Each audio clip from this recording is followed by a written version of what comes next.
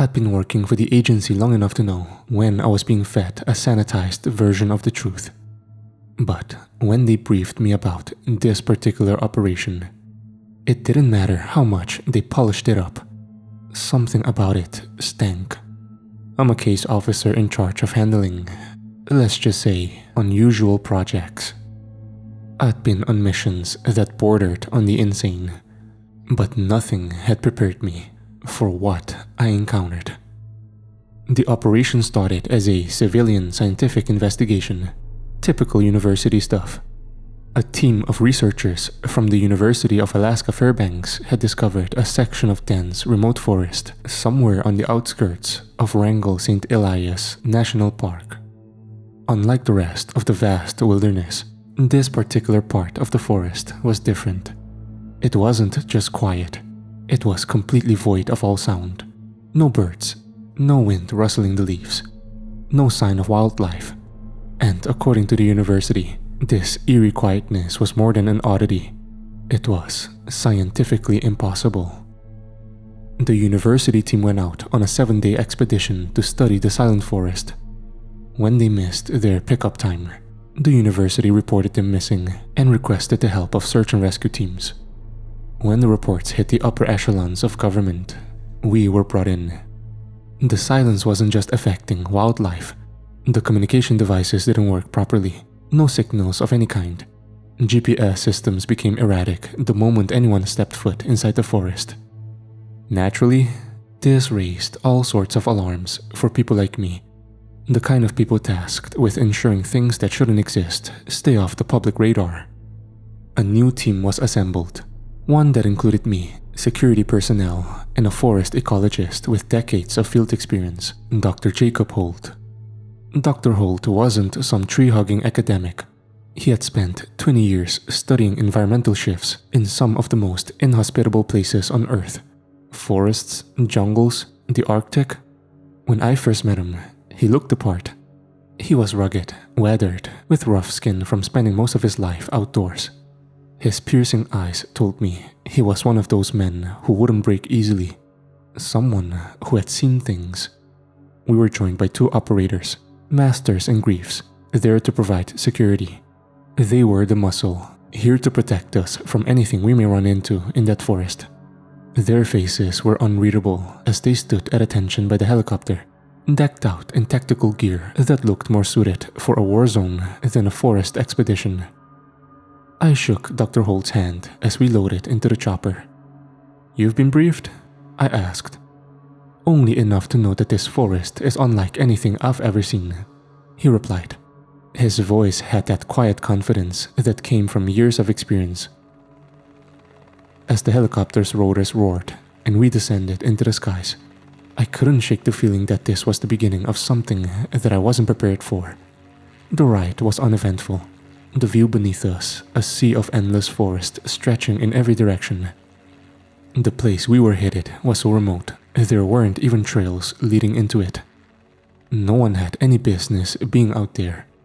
And yet, here we are, flying straight into the heart of it. When we landed at the drop zone, masters in griefs fanned out, securing the perimeter while we gathered our gear. There was no wind, no sound except for the hum of the chopper's blades and the dull thuds of our boots on the soft ground. The pilot gave us a nod, signaling he'd be back in 48 hours. I raised a hand in acknowledgement, and then the helicopter rose back into the sky, its roar shrinking into a faint hum before disappearing completely. Once the helicopter was out of sight, the silence hit us fully. It was immediate. Absolute. The kind of silence that presses in on you, makes your ears strain for any noise, any sign of life. But there was nothing. There was no sign of the university research team.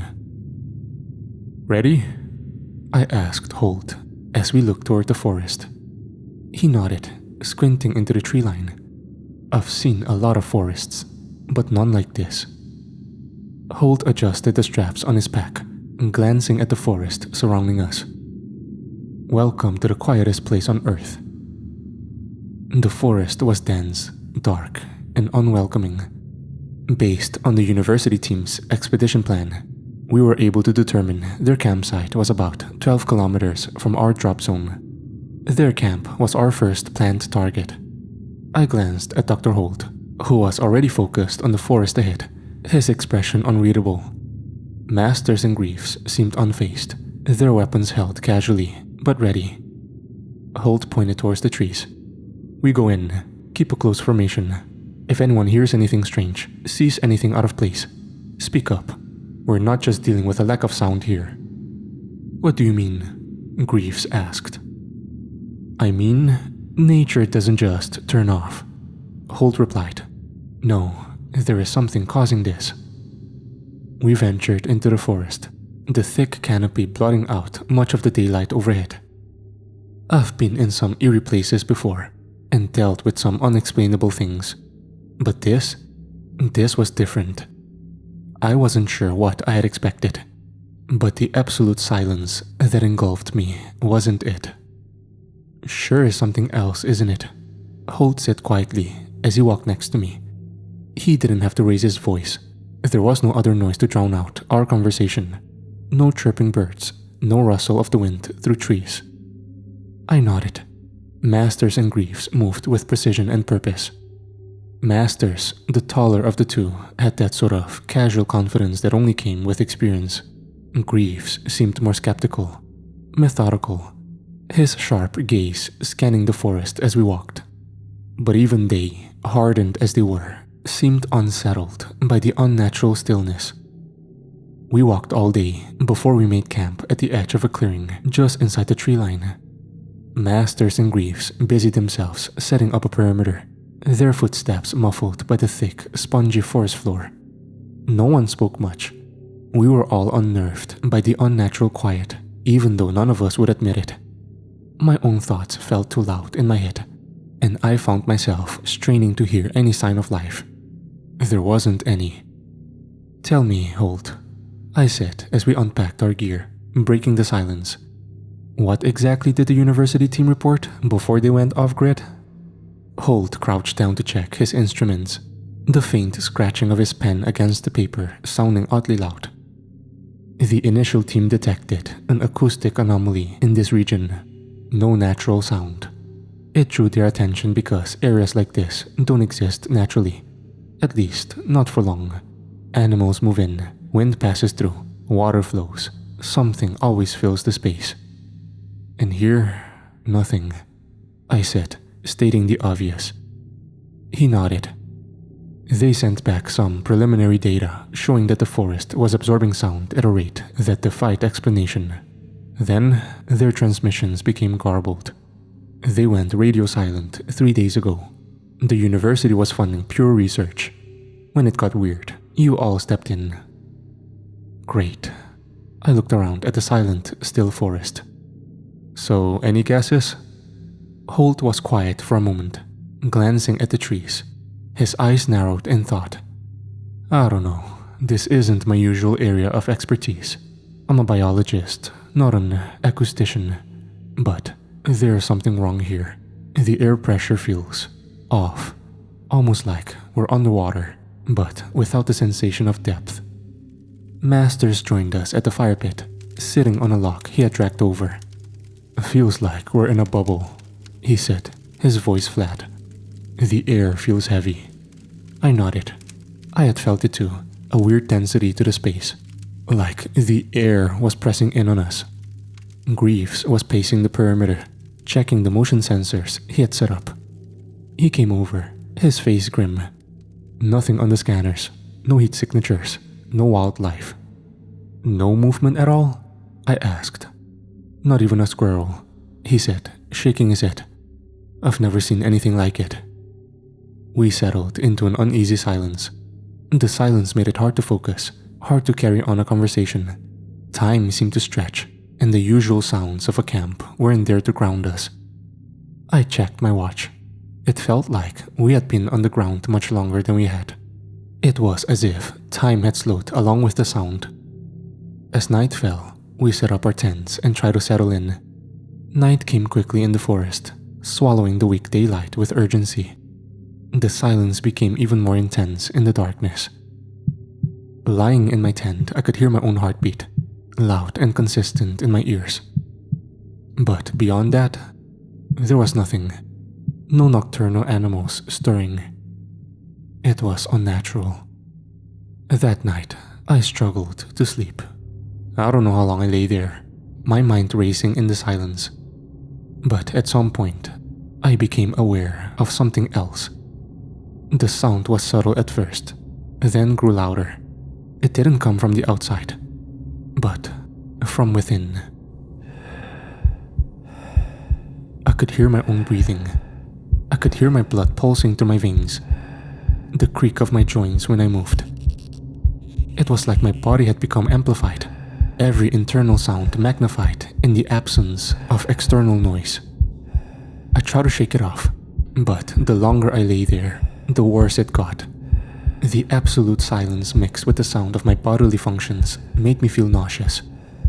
I could feel something, a strange pressure, like something was trying to squeeze out every sound, including the ones inside of me.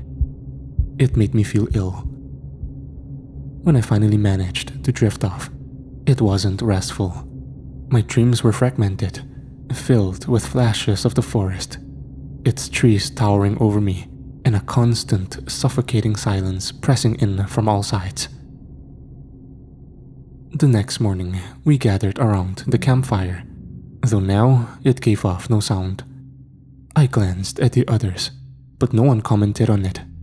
I couldn't remember for sure, but I could have sworn I could hear the fire the night before.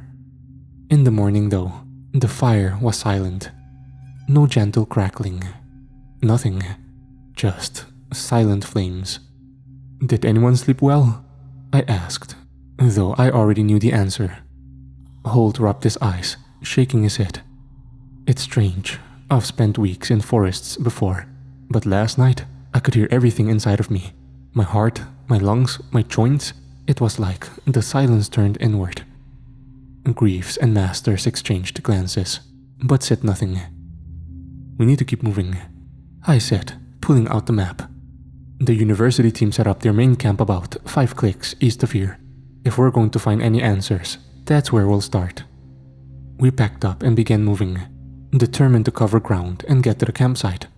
But the further we went, the more oppressive the silence became. It wasn't just an absence of sound. It felt like something was trying to actively pull the sound from us. Holt stopped every now and then to take samples or examine the flora. But there wasn't much to find. The trees were all the same, tall, ancient, and perfectly still. No leaves rustled, no branches creaked. At one point, Greaves signaled for us to stop. He crouched down, scanning the area with a thermoscope. Still nothing. He muttered. No movement, no heat signatures. It's like the whole forest is dead. It's not dead, Holt corrected, stepping forward. It's like it's frozen. Nothing is growing, nothing is dying. Everything is just staying as it is. I didn't like the sound of that. As we continued, I started to notice something else. It was subtle at first, but the more I focused on it, the clearer it became. Our footsteps were no longer making any sound. I could see Masters and Greaves stepping on twigs, leaves, even rocks, but there was no crunch, no snap, just silence. I stomped my boot against a fallen branch. It broke in half. Nothing, not even the dullest of cracks. What the hell? I muttered. Holt noticed it too. He knelt down, pressing his hand to the ground. The forest is absorbing the sound. Absorbing? Masters asked, looking unsettled for the first time. What do you mean? Holt stood, wiping his hands on his pants. Sound isn't just vanishing. It's being taken, consumed, absorbed somehow. How? By what? I asked. Holt didn't answer, his face puzzled. I don't know yet. By midday, we reached the university space camp. The tents were still standing there, but there was no sign of life. No tracks, no bodies. It was as if the team had simply vanished. Check the perimeter, I ordered Masters and Greaves, They nodded and moved without a word. Holt and I stepped into the largest tent, which looked like a makeshift lab. There were papers scattered on the table, notebooks filled with data and observations. Holt sifted through them, his brow furrowed. They were studying the absorption, he said quietly, flipping through the pages. Measuring sound absorption rates, cataloging how far the phenomenon goes. And what did he find? Holt shook his head. It doesn't make sense. The silence, it looks like it's growing, expanding, like a living thing. He handed me one of the notebooks, and I scanned the pages. The last few entries were scribbled hastily, as if written in a rush. Day 5. We can't hear each other anymore. Even when we shout, it's like the sound is being swallowed before it leaves our mouths. Something's wrong. The silence is getting into our heads. Day 6. It's inside me. I can't hear my own thoughts. I flipped through the notebook, feeling the weight of those final words. It's inside me. I can't hear my own thoughts. What does that mean? I muttered, looking up at Holt. His face was pale, his usual scientific detachment crumbling slightly. It's like... He began slowly. The absorption, it's something physical. They lost the ability to talk, to hear themselves think. That's why their notes are scattered like this, incomplete. They weren't just losing sound, they were losing their minds. Outside, Masters and Greaves returned, shaking their heads. Nothing, Master said, keeping his voice low, as if afraid the silence might swallow it if he spoke too loudly. No signs of life, no bodies. I felt a cold knot of dread tighten in my stomach. Well, they had to go somewhere. Or something took them, Greaves added grimly, his hand resting on his rifle. Holt was still scanning the notebooks, his eyes darting from one entry to another, but I could tell he was growing more unsettled with every page. We need to go back. We need to start moving back toward the landing zone, he said, almost to himself. There's more going on here than I thought. We began to make the push back in the direction of our pickup zone. The sun was already low, but we couldn't afford to lose time. Or worse, our minds. Something about this place gnawed at me. I couldn't shake the feeling that we were being watched, even though every logical part of me knew we weren't. There hadn't been a single movement or thermal signature since being here. Nothing lived here. Nothing except the trees and the silence. Masters and Greaves moved ahead, keeping to their training, alert but calm. Holt and I walked behind them, the silence between us growing heavier with each step. We watched our footsteps, the sound of the crunching of our boots on the forest floor absent. It was as if we were walking through some sort of vacuum, where sound wasn't just deadened, it was annihilated. Dr. Holt, I said, breaking the silence. You said earlier that something was consuming sound. What could do that? He didn't answer at first, his eyes scanning the dense, towering trees around us. When he finally spoke, his voice was low, like he didn't want to hear his own words. This is something that defies natural explanation. It reminds me, of those anechoic chambers, the rooms designed to eliminate sound reflections. But this is something else. It's as if the forest itself is alive and feeding on the sound waves. Alive? I echoed. Like the trees? No, not just the trees, Holt said, his gaze narrowing. The entire ecosystem, or what used to be an ecosystem. Something changed here, and now it's drawing sound into itself. The silence, it's almost predatory, detecting new sounds and then eliminating them. A chill ran down my spine at his words. I had dealt with all kinds of dangerous situations before, but this was different. It wasn't something I could shoot or punch. It was something you couldn't even see or hear. Something that was stripping us down, one layer at a time. The night, the silence became unbearable. We set up our tents in a small clearing, each of us going through familiar motions of setting up camp, but there was no comfort in the routine. After dinner, if you could call it that, given how none of us seemed to have an appetite, I sat by the fire, staring into the flames. The fire should have been comforting, a reminder of normality, but even it felt wrong. I could see the flames flickering, but there was no crackling, no popping of wood. I looked over at Masters and Griefs, who were sitting by their tent, checking on their gear. I could tell they were on edge. They were trained to expect danger. But this was different. This was something you couldn't fight. Then I glanced at Holt, who was sitting a few feet away, scribbling notes into his journal. His face was tight with concentration, his eyes flicking back and forth between the pages and the surrounding forest. He had said earlier that the silence was expanding, but he hadn't elaborated. Now I began to wonder if he knew more than he was letting on. The silence pressed in on me, like a physical weight on my chest. It was hard to breathe, hard to think. I could feel my pulse in my throat, the steady thud of my heart sounding louder and louder in my own head. And then, just like the night before, I could hear every sound inside my body again. First, it was my breathing.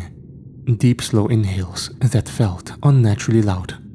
Then my heartbeat, each thump echoing in my ears like a drum. I could hear the blood running through my veins, the creaking of my joints, even a low gurgle of my stomach.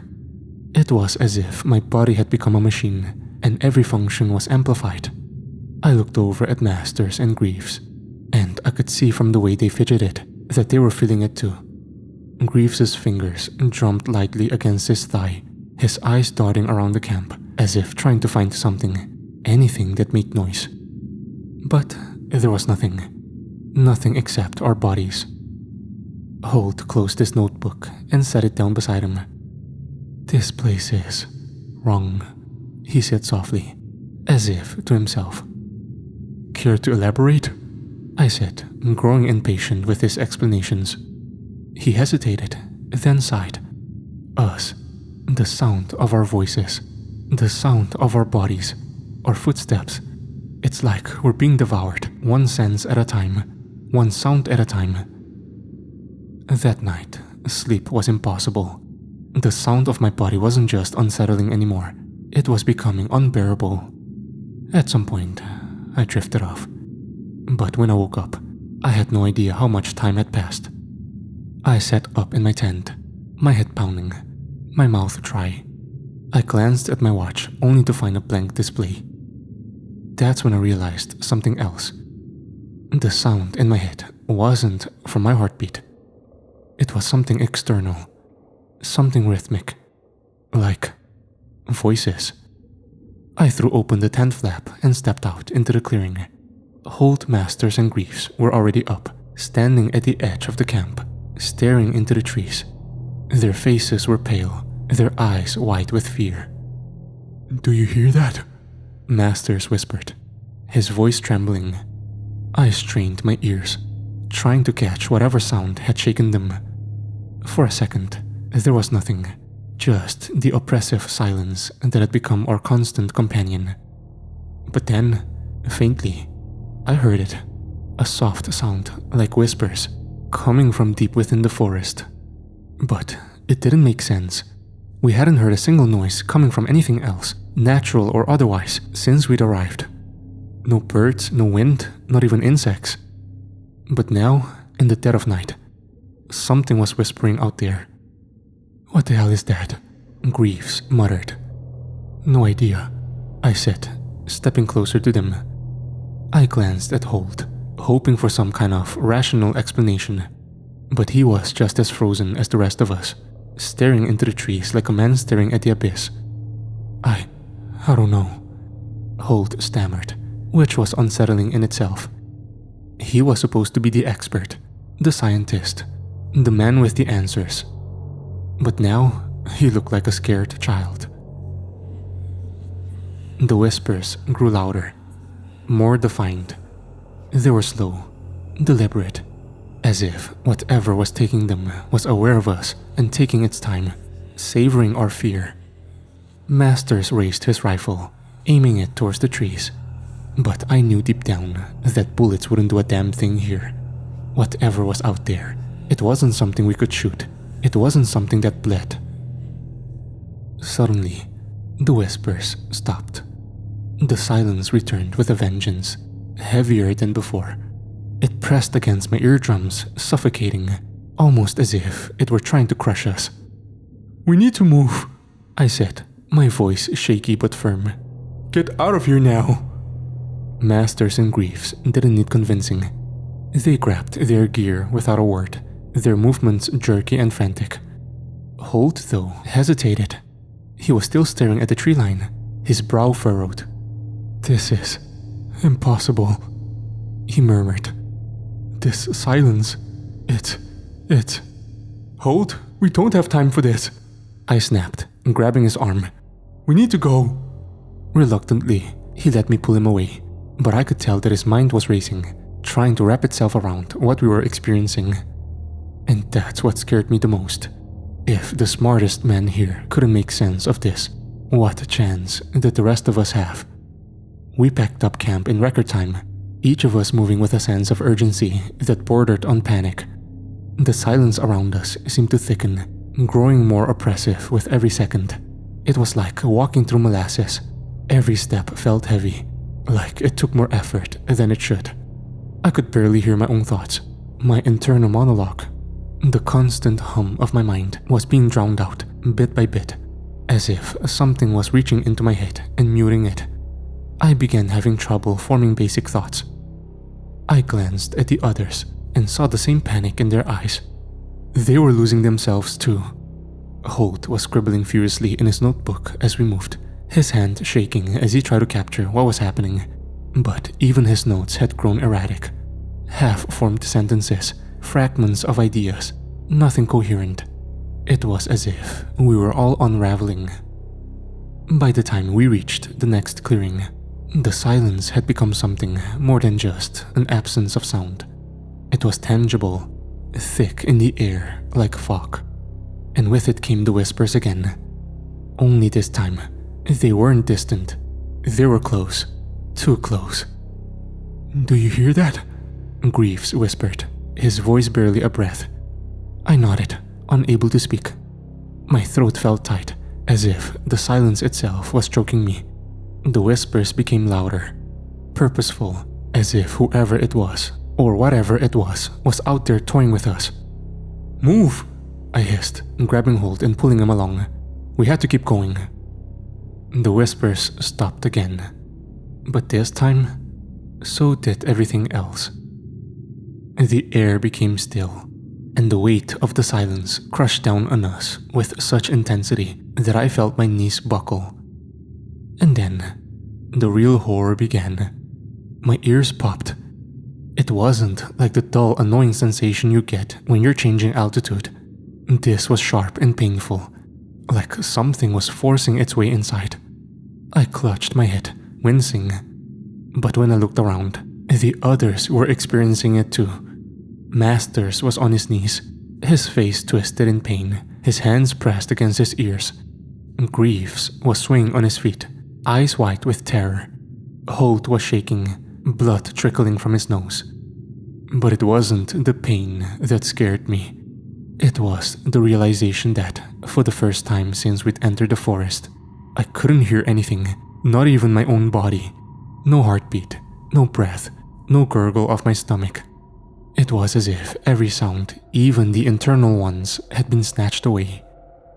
I opened my mouth to speak, to shout, to scream, anything to break the silence, but no sound came out. I could feel my vocal cords straining, feel the air pushing out of my lungs, but no sound came out. Nothing. I looked around at the others. Their mouths were moving, but no sound escaped.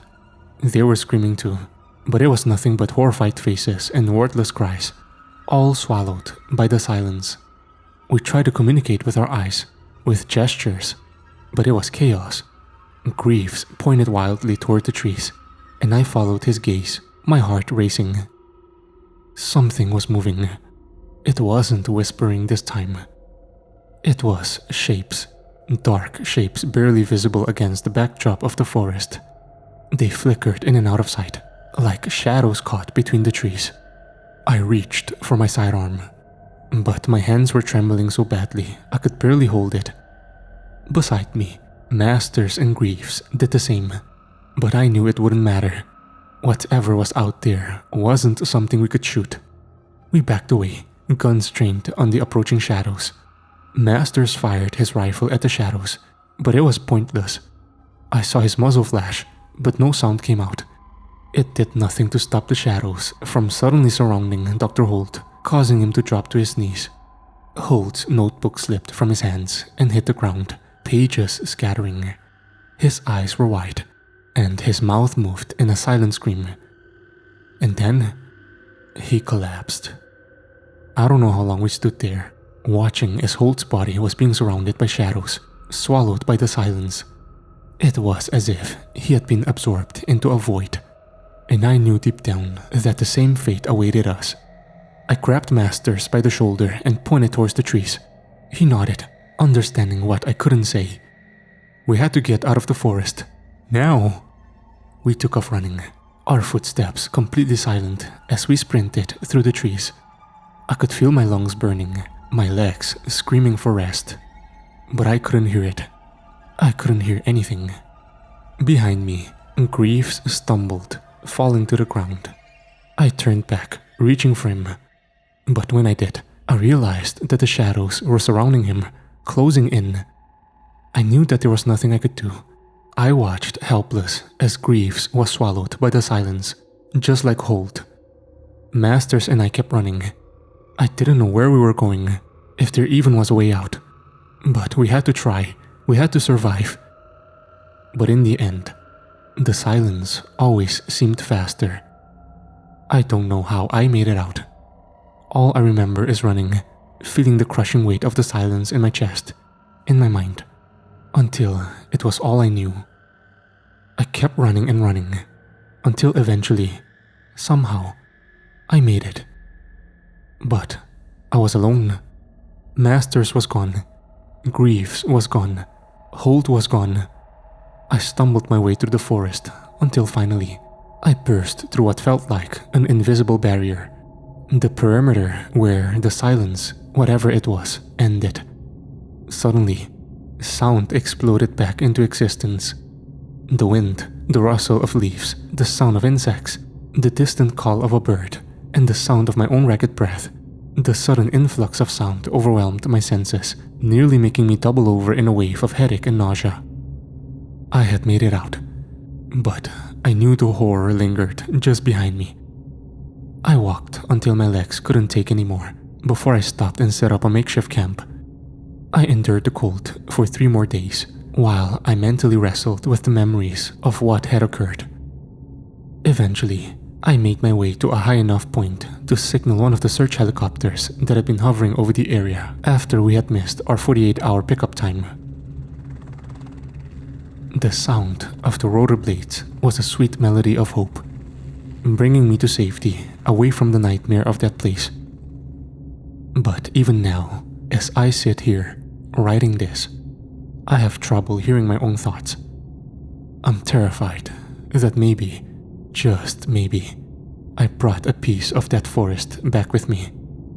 I'm terrified that somehow it's creeping in, eating away at me, slowly devouring every sound, every memory. I don't know what the silence is. I don't know what the shadows were. I don't know what it wants. All I know is that it's alive. And it's hungry. If you're hearing this, thank you for watching the whole video. I really appreciate your support. To show you how much I appreciate you, here's a bonus short story.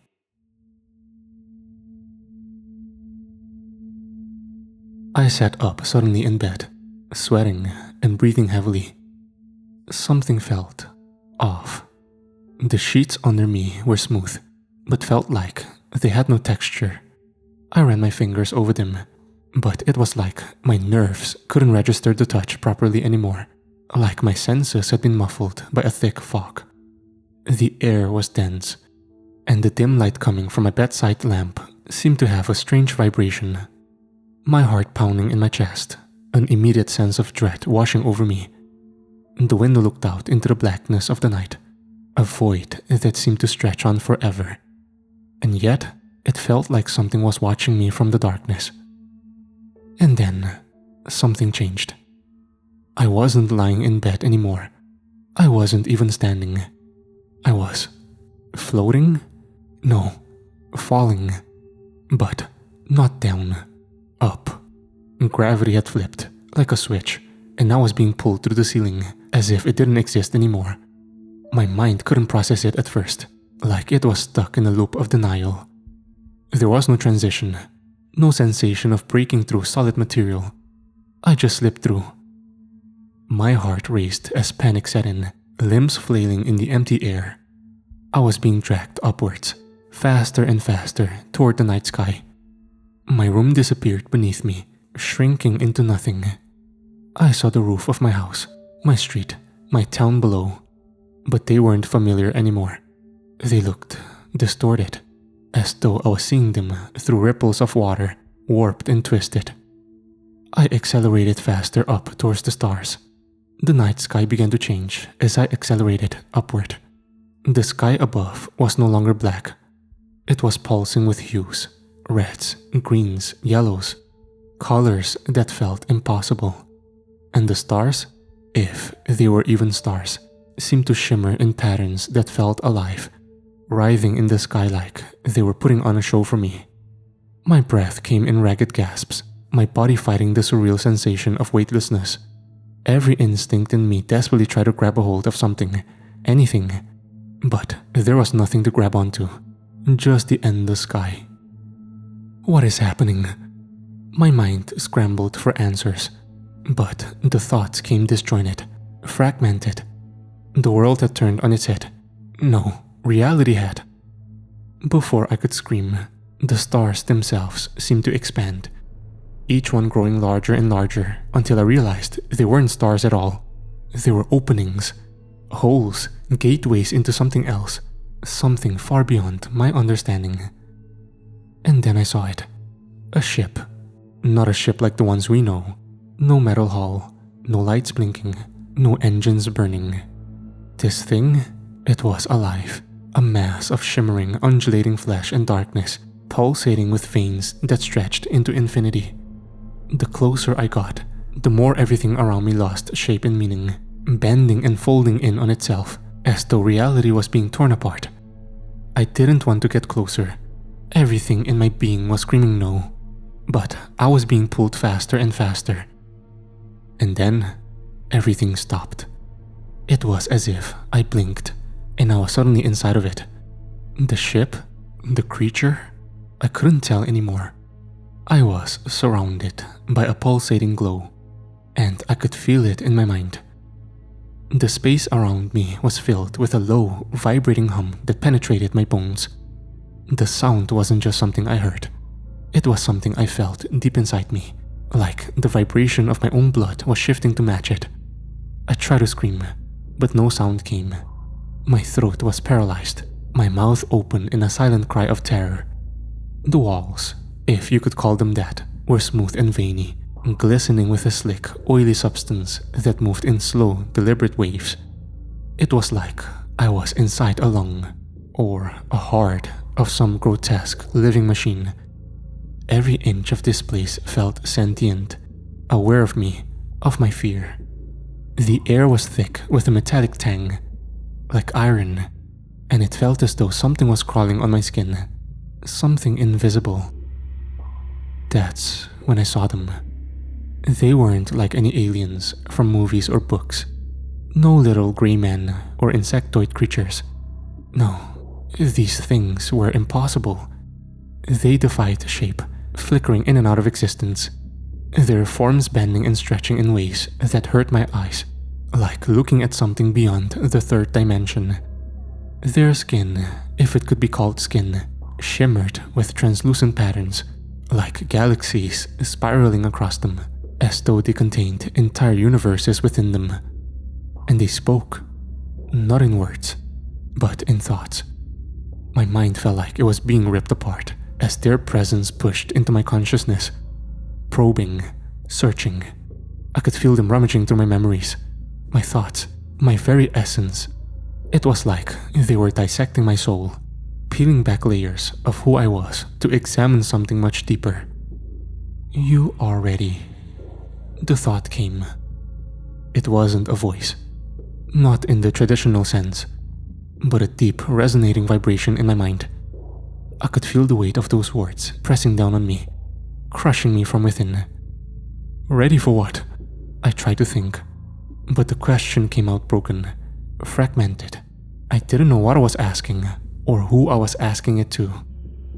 The aliens, or whatever they were, seemed to pulse in response, their shapes flickering faster, almost as if they were laughing at me. My body convulsed, jerking involuntarily as they dug deeper into my psyche. I was nothing to them, less than nothing. A speck, a fleeting thought in the grand cosmic scale of their existence. Time ceased to exist. Minutes, hours, maybe days passed, but I couldn't tell. My mind was unraveling, coming apart at the seams. The things I was shown, the things they forced me to see. I can't describe them. Not fully. They were wrong in ways that go beyond words. I saw the end of the universe, but not just our universe.